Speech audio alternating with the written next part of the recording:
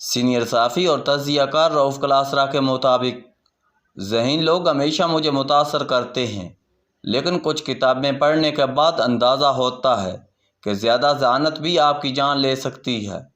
زیادہ کتابیں پڑھنا یا لکھنا بھی آپ کے خلاف چارج شیٹ بن سکتا ہے، اور ان کتابوں کو لکھنے والے اپنی فطرت کے ہاتھوں مجبور ہو کر وہی کام کر جاتے ہیں جو عام لوگ بغیر کتابیں پڑھے لکھے کرتے ہیں۔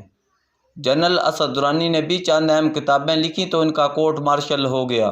ویسے تو پاکستان اور ہندوستان میں بہت سے ذہین لوگ پیدا ہوئے ہیں جنہوں نے کتابیں پڑھی اور لکھیں، اور میں ان میں چند ایک سے متاثر ہوں۔ بھارتی وزیر اعظم نہرو صاحب نے بہت سی کتابیں لکھی ہیں، بلکہ ان کی کتابوں کی اتنی سیل ہوتی تھی کہ نہرو اکثر اپنی بیٹی اندرا کو لندن میں قیام کے دوران پیسے ختم ہونے پر اپنے پبلشر کو میسج کر کے پیسے دلواتے تھے۔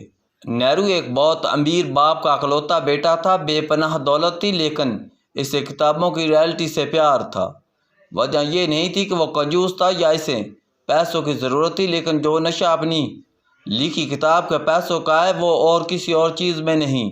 خیر، نہرو کے بعد اگر کسی نے زیادہ کتابیں لکھی ہیں تو وہ بھارتی سیاستدان ششی تھرور ہیں، جن کی کتابیں بہت بکتی ہیں۔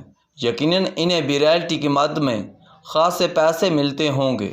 اگر پاکستان میں آپ نے کسی سیاستدان کو دیکھنا ہو جو پڑھا لکھا اور جس نے مختلف موضوعات پر کتابیں لکھیں تو وہ ذوالفقار علی بھٹو تھے۔ بھٹو صاحب نے بہت اہم موضوعات پر لکھا اور ان کی کتابوں کی آج بھی مانگ ہے۔ ان کے علاوہ مجھے کوئی قابل ذکر سیاستدان نظر نہیں آتا جس نے کوئی کتاب لکھی ہو۔ کسی نے خوب کہا تھا کہ ہر بندہ زندگی میں ایک کتاب تو لکھ سکتا ہے، وہ ہے اس کی خود نوشت۔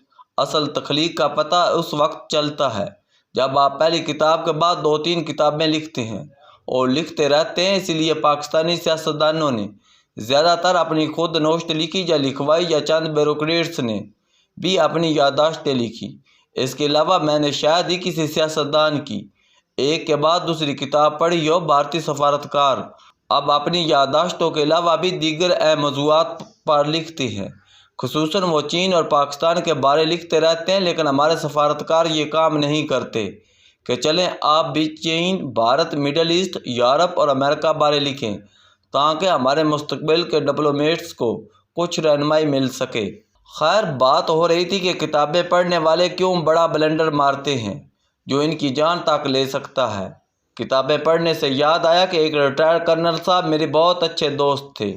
وہ اکثر مجھے مذاق میں کہتے ہیں کہ آپ کتابیں کم پڑھا کریں، کتابیں پڑھ کر پھر آپ کالم لکھ دیتے ہیں اور مشکلات پیدا کرتے ہیں۔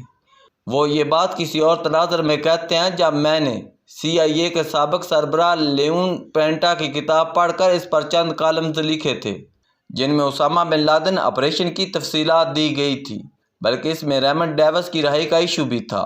جس طرح لیون پینٹا نے اس وقت کے ایک اہم جنرل کو دھمکی دی تھی اور کہا تھا کہ ریمنڈ کی سیفٹی آپ کی ذمہ داری ہے اور اس کو کچھ ہوا تو آپ ذمہ دار ہوں گے۔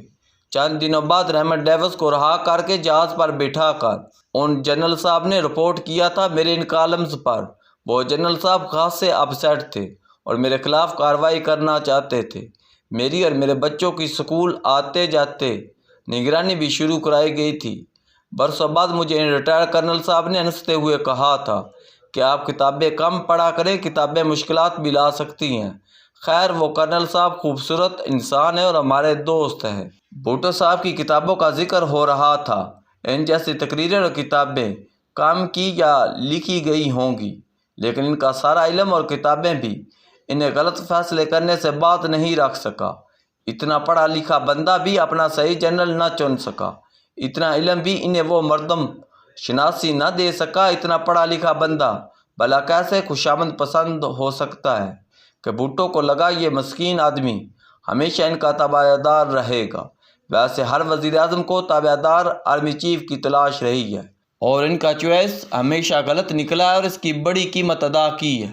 اگرچہ موجودہ آرمی چیف کو اچھا وزیر اعظم ملا ہے اور لگتا ہے شکایت دور ہو گئی ہے کہ سیاسی وزیر اعظم پھڈے کرتے ہیں۔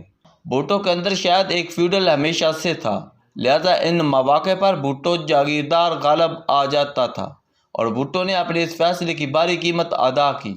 بھٹو کو بہت پڑھا لکھا ہونے کے ناطے سمجھنا چاہیے تھا کہ جمہوریت کے لیے اپوزیشن اور فری مینڈ یا عدالتیں کتنی ضروری ہیں، لیکن ان کا دور اپوزیشن اور میڈیا کے ساتھ سختی سے پیش آنے والا تھا۔ اس میں شک نہیں کہ بھٹو کے چند سالوں میں بڑے بڑے کام ہوئے۔ میں ذاتی طور پر ان کے بہت سے کاموں کا متعارف ہوں، لیکن وہ جمہوریت کو مضبوط کرنے کے بجائے اتنا کمزور کر گئے کہ جب پھانسی لگ رہے تھے تو انہیں بچانے کے لیے کوئی جمہوری ادارہ نہیں بچا تھا۔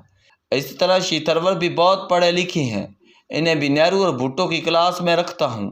وہ جس طرح انگریزی بولتے ہیں اس کا کوئی مقابلہ نہیں۔ اچھی انگریزی ہو سکتا ہے بہت سے لوگ بولتے ہوں، لیکن اس انگریزی کے ساتھ پڑھی لکھی اور ذہانت بھری گفتگو کتنے لوگ کر سکتے ہیں؟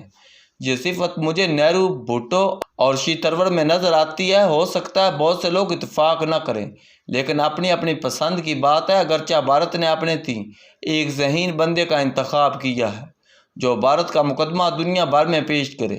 شی کے جوڑ کا اس وقت بھارت میں کوئی نہیں ہے، ان کا عالمی قد کاٹھ بھی بڑا ہے، لیکن شی تھرور سے مجھے جو گلہ ہے وہ اور ہے۔ اگر ایک بندہ پورے 300 صفحات کی کتاب وزیر اعظم مودی اور بھارتی جنتا پارٹی کے خلاف لکھ کر ثابت کرے کہ جو دونوں بھارت کے مستقبل کے لیے خطرناک ہیں اور ان کے ہوتے ہوئے بھارت محفوظ نہیں، پھر بھی ان کے ساتھ کھڑا نظر آئے تو بات نہیں بنتی۔ شی تھرور نے بی جے پی کی سیاست کی دھجیاں اڑائیں کہ وہ کیسے بھارت کے سیکولرزم کو کھا گئی اور آج بھارت کا مستقبل خطرے میں ہے۔ یقینی طور پر شی تھرور نے اپنی اس کتاب پر بہت محنت کی ہے کہ بھارت کی روح بی جے پی کی وجہ سے زخمی ہے۔ سوال یہ ہے کہ آپ جب اس حد تک نتائج نکال لیتے ہیں تو پھر آپ کیسے اس وزیر اعظم کے ایلچی بن کر دنیا بھر میں جاتے ہیں؟ آپ سب کہیں گے کہ بھارت اور بھارتی وزیر اعظم میں بڑا فرق ہے۔ درست بات ہے کہ بھارت کے مفادات شی تھرور کے لیے اہم ہونے چاہیے کیونکہ وہ ان کا ملک ہے، لیکن کیا شی تھرور نے خود اپنی کتابوں میں نہیں لکھا کہ اس وزیر اعظم کی وجہ سے یہ سب مسائل ہو رہے ہیں؟ تو کیا پاکستان انڈیا کے درمیان جو 10 سال سے تعلقات خراب ہوتے چلے آ رہے ہیں، جو آخرکار جنگ تک لے گئے، کا ذمہ دار مودی کو نہیں سمجھتے؟ جب پاکستان کشمیر میں سیاحوں کے قتل کے بعد تحقیقات کا کہہ رہا تھا تو تھرور جیسی آوازوں کو جنگ کی مخالفت اور امن کی بات کرنی چاہیے تھی۔ ان جیسا پڑھا لکھا بندہ بھی اگر جنگی جنون کا شکار ہو چکا تو پھر اس خطے کا اللہ ہی حافظ ہے۔ اگر اتنا پڑھا لکھا بندہ بھی سمجھتا ہے کہ پاکستان بھارت کے درمیان مسائل کا حل جنگوں سے ہی نکلے گا تو پھر وہی بلے شاہ یاد آتے ہیں کہ علموں بس کریں او یار۔